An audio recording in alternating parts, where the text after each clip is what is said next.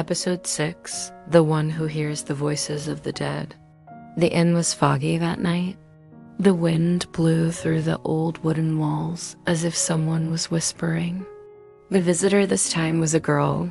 She looked normal until she turned to me and asked, "Has anyone died here at this inn?" I laughed, half jokingly. "No one has died here, but many people come here to survive." She was silent for a long time, then said, as if talking to herself, "I see them." "Who?"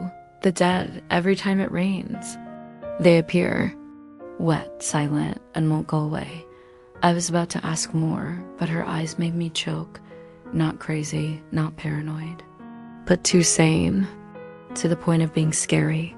They're not scary, just sad. They walk around the living, as if trying to pick up something that has fallen. She told about the first time she saw it. There was a boy standing in the middle of the street at 12 midnight, holding a bloody test paper. He asked me to take him home. Only later did I know. That day, he committed suicide because he got a 0. His family didn't have time to find the test paper. From then on, I began to hear words that had not yet been spoken, see figures that had not yet left. Scared? Yes, but what's more frightening is that no one listens to them. What do they look for in you? Not me. They are looking for someone alive who is brave enough to look back, remember, forgive, and continue living even though they know someone else can't.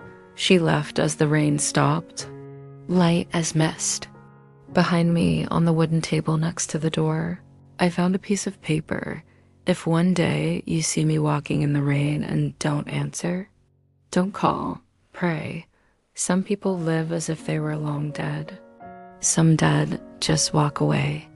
And among them are people like her, the one who hears the cries in the rain. Episode 7, The Ex-Lover of the Rain. The day she arrived, it was pouring rain. The porch of the hidden inn shrank with each gust of wind. She entered with a torn old umbrella, cold feet, and a frayed woolen scarf. Double room available. Who are you going with? My lover. He always comes late at night, but if it rains, he will definitely come. I was about to ask more, but the way she looked up, her eyes were both trusting and sleepwalking. I just nodded, handing her the room key at the end of the hallway. That night, I saw her. Spread out 2 cups and made 2 cups of tea. One hot, one cold. She sat and waited and laughed and talked to the void. "You're late again. It's raining. I know you won't miss it." I brought a scarf, your favorite. My heart grew colder with each word. There was no one, just her and the fragments of memories torn into pieces, released into the night. She was like that every night. Talking, telling stories, laughing alone, sometimes crying without wiping her tears. Because she was used to having no one to wipe them. By the 3rd night, I couldn't stand it anymore. Knocked on the door and said bluntly, "Sister, he won't come. If he was alive, he would have come. But if he's dead, you have to let him go." She was silent. Then she slowly opened her wallet and took out a blurry photo. "He died 5 years ago, but we have an appointment. Every year at the first rain of the season, we will meet. Is it a promise from when you were alive?" "No, it was after he died. I dreamed of him. He said, 'Don't be sad. When the first rain of the season comes, I will find you again.' So I waited. And he always came." She left when the rain stopped. Before she stepped out of the door, she turned back. If one person still loves enough, the other cannot leave, even if he dies. It's just that he doesn't have enough strength to appear anymore. So he borrows a dream, borrows the rain, to meet you. I looked out at the sky after the storm, saw an old woolen scarf stuck on the railing, soaked, like the heart of a lover who never lets go. There are loves that don't need 2 people to be alive to continue. just one person remembers is enough to keep the other in the rain. Episode 8, A Letter from My Future Self. She arrived in a windy night. The rain had not yet fallen, but the sky was filled with the sound of birds flying about. She had no luggage. She carried only an envelope yellowed with a rotten border. I need a quiet night to read a letter that I wrote to myself. I stopped pouring tea and asked softly, "Old letter?" No, the letter was never sent. But it reached me yesterday. The postmark says tomorrow. I thought she was joking, but her eyes were so real, like someone who had just stepped out of a dream that lasted several lifetimes. That night, she sat in the corner of the shop with a quiet yellow lamp. The letter was placed in front of her, but she did not dare to open it. I'm afraid if I read it, I'll know what I have to do. And there's no turning back. Finally, she opened. I saw her read, then cry, then laugh, then calm, as if just let go of something very heavy. She left the old envelope on the table and left before it rained. I was curious. I opened the letter. Just one line. The handwriting was slanted, as if written while the heart was still trembling. Leave him or else. You'll be the one to disappear. I don't understand what happened, but I know. In the small room of the hidden inn that night, there was a silent salvation between a girl and her future version. Some people are saved by the advice of others. Some are saved only by listening to themselves. Episode 9, Two Shadows Under the Yellow Light. That night, the inn welcomed 2 elderly guests, a stooped old man with sparse white hair, and a small old woman who held his hand tightly as if afraid he would get lost. We need a room with a window. My wife likes to watch the rain. Yes, luckily, there's a corner room left. It has a window, yellow light, and a view of the plum garden behind the house. That evening, I brought tea up. I saw him sitting alone. Where is she, sir? Oh, went behind the house to water the orchids. I didn't see any pots. I didn't hear any other footsteps either.